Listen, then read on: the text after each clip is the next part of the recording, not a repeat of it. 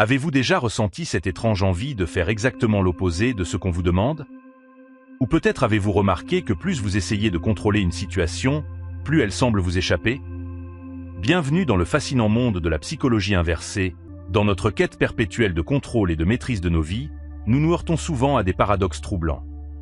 Plus nous cherchons le bonheur, plus il semble nous fuir. Plus nous luttons contre nos peurs, plus elles semblent grandir.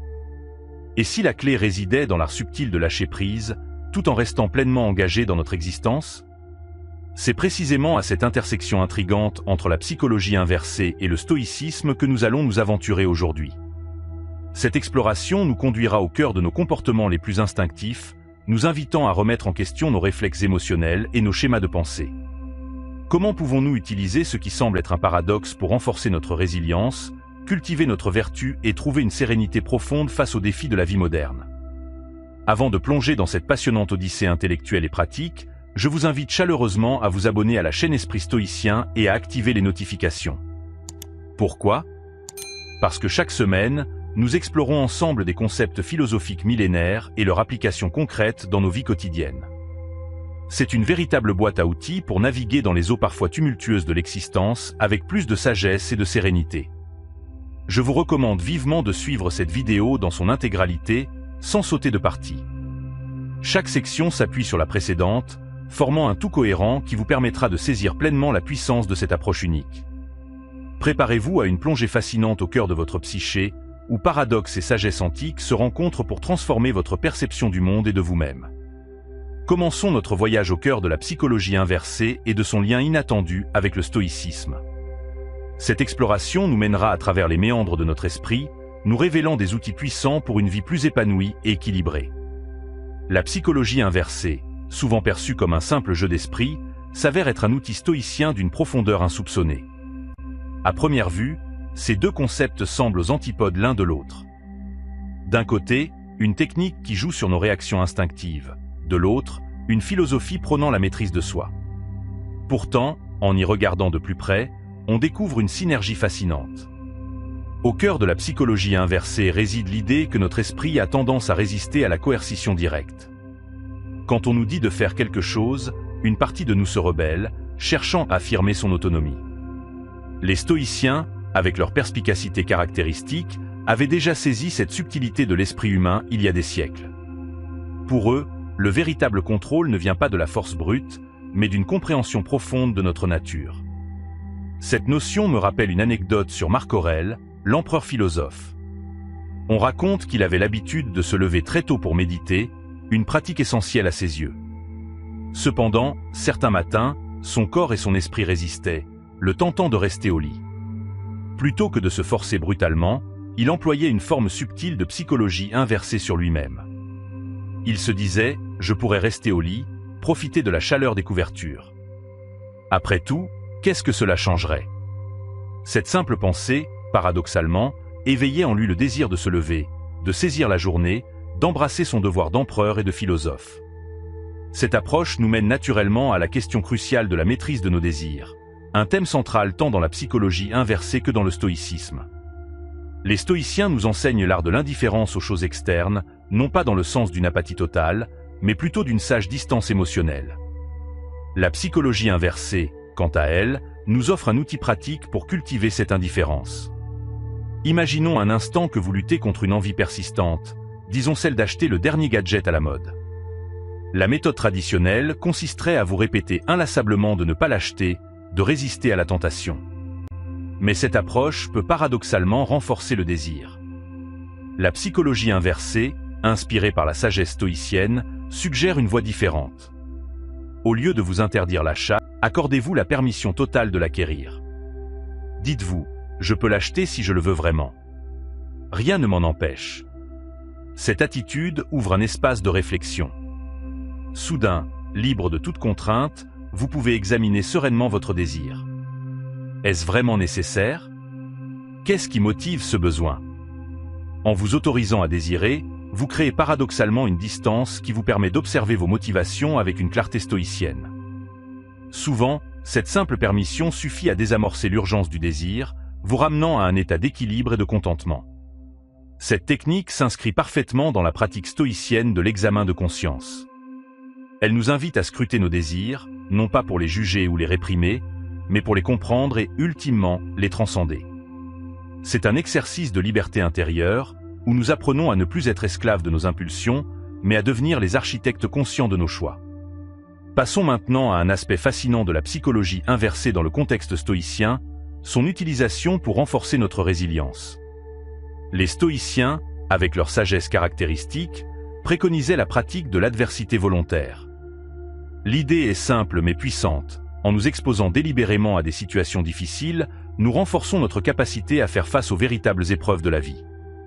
La psychologie inversée offre ici un outil précieux. Au lieu de fuir nos peurs, elle nous invite à les confronter d'une manière unique. Cela me rappelle l'histoire d'une célébrité, dont je tairai le nom par respect pour sa vie privée, qui souffrait d'une phobie sociale paralysante. Plutôt que d'éviter les situations sociales, son thérapeute lui suggéra une approche contre-intuitive, s'imaginer dans la situation la plus embarrassante possible lors d'un événement public. Cette personnalité commença alors à visualiser des scénarios de plus en plus gênants, trébucher sur scène, oublier ses lignes, ou même avoir une tache embarrassante sur ses vêtements. Étonnamment, plus elle imaginait ces situations catastrophiques, plus elle se rendait compte de leur caractère surmontable. Elle réalisa que même dans le pire des cas, la vie continuerait. Cette prise de conscience, fruit d'une forme de psychologie inversée, l'aida progressivement à surmonter sa phobie.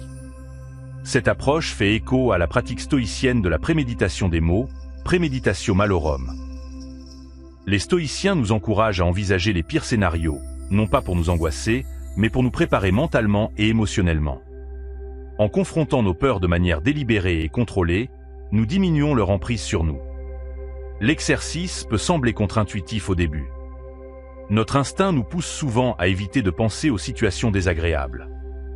Pourtant, en les affrontant dans notre esprit, nous les démystifions. Nous découvrons que notre capacité à faire face est bien plus grande que nous ne l'imaginions. C'est un paradoxe fascinant. En nous autorisant à explorer nos peurs, nous les privons de leur pouvoir sur nous. Cette pratique nous conduit naturellement vers un autre concept stoïcien fondamental, l'acceptation, ou plus précisément, l'amor fati, l'amour du destin. Ici encore, la psychologie inversée s'avère être un allié inattendu mais puissant. L'acceptation stoïque ne signifie pas résignation passive.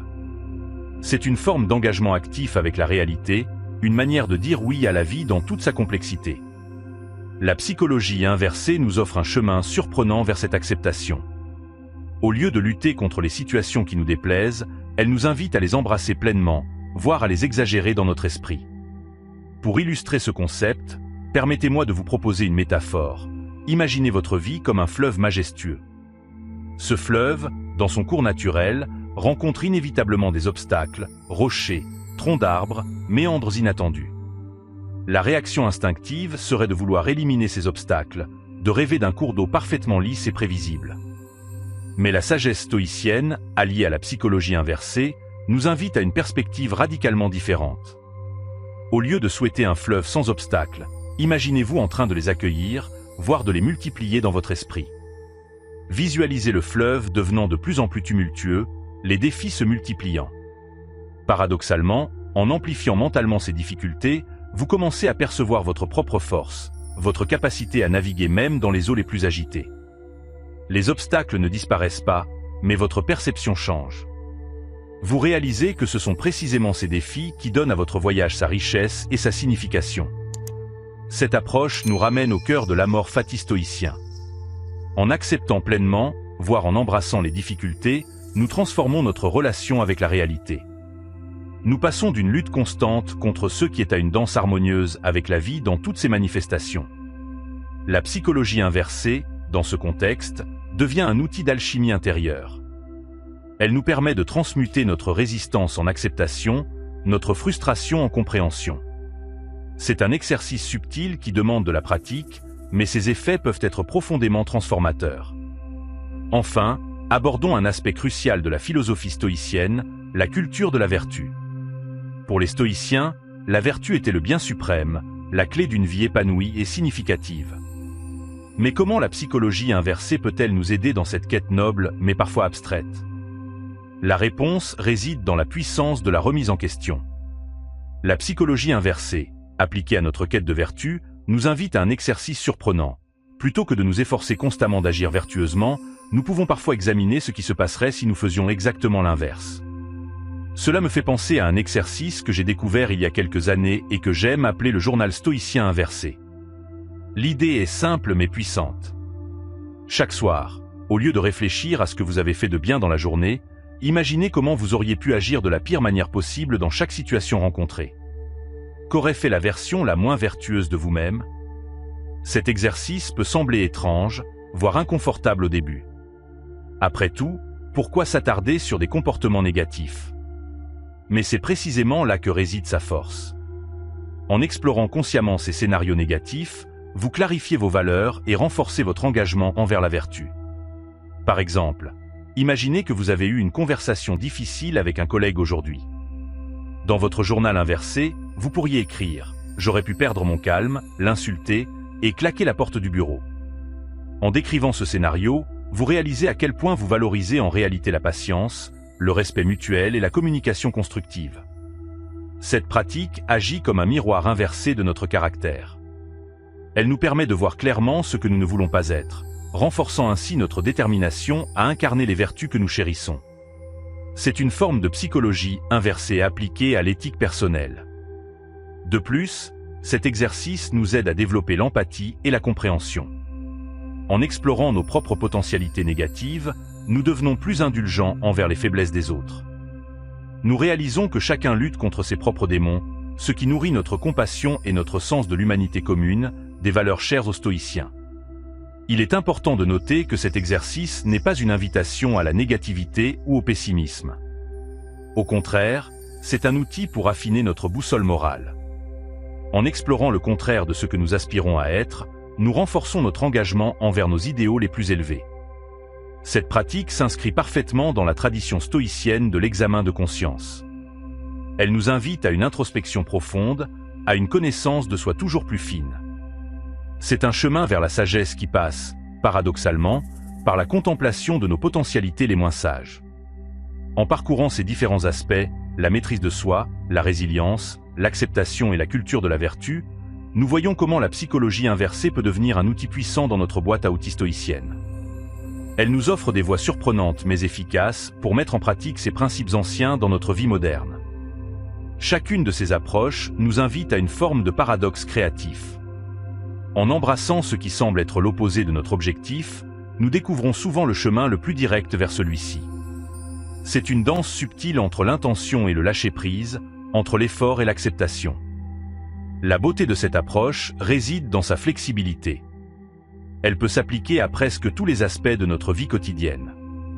Que ce soit dans nos relations, notre travail ou notre développement personnel, la combinaison de la psychologie inversée et de la sagesse stoïcienne nous offre un nouveau regard sur nos défis. Il est important de noter que cette approche ne remplace pas la réflexion rationnelle ou l'action directe lorsque celle-ci est nécessaire. C'est plutôt un outil complémentaire, une façon de contourner nos résistances intérieures et d'accéder à une compréhension plus profonde de nous-mêmes et du monde qui nous entoure. En pratiquant ces techniques, nous développons une forme de souplesse mentale et émotionnelle. Nous apprenons à danser avec la vie plutôt que de lutter constamment contre elle. C'est cette agilité intérieure qui était au cœur de la philosophie stoïcienne et que la psychologie inversée nous aide à cultiver de manière concrète et accessible. Prenons un moment pour réfléchir à la manière dont ces principes peuvent s'appliquer dans notre vie quotidienne. Imaginons une situation de conflit au travail. La réaction instinctive pourrait être de s'opposer frontalement, de défendre agressivement sa position. Mais en appliquant la psychologie inversée inspirée du stoïcisme, nous pourrions adopter une approche différente. Au lieu de nous concentrer sur notre désir de gagner l'argument, nous pourrions nous dire « Et si j'essayais de comprendre complètement le point de vue de mon adversaire ? Et si je cherchais activement les failles dans ma propre position ?» Cette approche, qui semble aller à l'encontre de notre instinct de préservation, peut en réalité ouvrir la voie à une résolution plus profonde et satisfaisante du conflit. Cette méthode ne se limite pas aux situations de conflit. Elle peut s'appliquer à presque tous les aspects de notre vie où nous rencontrons de la résistance ou des difficultés. Face à une tâche que nous procrastinons constamment, nous pourrions nous dire « Et si je me donnais la permission totale de ne jamais la faire ?» Souvent, cette simple permission libère l'énergie nécessaire pour s'y atteler. Dans nos relations personnelles, lorsque nous nous sentons frustrés par le comportement d'un proche, nous pourrions nous demander « Comment pourrais-je aggraver au maximum cette situation ?» Cette réflexion, loin d'être une invitation à l'action négative, nous permet souvent de prendre du recul et de voir la situation sous un nouvel angle, ouvrant la voie à plus de compréhension et de compassion. La pratique régulière de ces exercices de psychologie inversée, ancrés dans la sagesse stoïcienne, peut progressivement transformer notre façon d'interagir avec le monde. Nous développons une forme de détachement bienveillant, une capacité à naviguer les défis de la vie avec plus de grâce et de sérénité. Il est important de souligner que cette approche n'est pas une panacée. Elle ne remplace pas la nécessité d'une action directe et réfléchie lorsque celle-ci est appropriée. C'est plutôt un outil supplémentaire dans notre arsenal de sagesse pratique, un moyen de contourner nos propres résistances et de gagner en perspective. En intégrant ces principes dans notre vie quotidienne, nous nous rapprochons de l'idéal stoïcien d'une vie vécue en harmonie avec la nature et avec nous-mêmes. Nous apprenons à embrasser les paradoxes de l'existence, à trouver la force dans l'acceptation et la liberté dans le détachement. Cette exploration de la psychologie, inversée à travers le prisme du stoïcisme, nous rappelle que la sagesse ancienne a encore beaucoup à nous apprendre. Elle nous montre que les solutions à nos défis modernes résident parfois dans des approches contre-intuitives, dans la capacité à voir au-delà des apparences et à embrasser la complexité de notre nature humaine. En fin de compte, cette fusion de la psychologie inversée et du stoïcisme nous invite à une forme de sagesse pratique, applicable dans tous les aspects de notre vie. Elle nous encourage à être curieux de nos propres réactions, à explorer nos résistances avec bienveillance et à trouver des voies créatives vers la croissance personnelle et l'équilibre intérieur. En explorant l'alliance inattendue entre la psychologie inversée et le stoïcisme, nous avons découvert un puissant outil pour naviguer les complexités de la vie moderne avec plus de sagesse et de sérénité. Cette approche nous offre une nouvelle perspective sur nos défis quotidiens, transformant nos obstacles en opportunités de croissance. Comme nous l'avons vu tout au long de cette exploration, l'application de ces principes peut avoir un impact profond sur notre vie quotidienne. Que ce soit dans la gestion de nos désirs, le renforcement de notre résilience, l'acceptation des situations difficiles ou la culture de la vertu, la psychologie inversée, inspirée par la sagesse stoïcienne, nous offre des voies créatives vers une vie plus épanouie. Je vous invite maintenant à réfléchir, comment pourriez-vous appliquer ces concepts dans votre propre vie? Quels défis actuels pourriez-vous aborder sous un angle nouveau, en utilisant la psychologie inversée? Comment cette approche pourrait-elle transformer votre perception d'une situation difficile? N'hésitez pas à partager vos réflexions et expériences dans les commentaires. Votre perspective unique pourrait inspirer d'autres personnes dans leur propre cheminement. Cette exploration nous ouvre à de nouvelles possibilités, non seulement dans notre développement personnel, mais aussi dans notre compréhension des dynamiques humaines et sociales.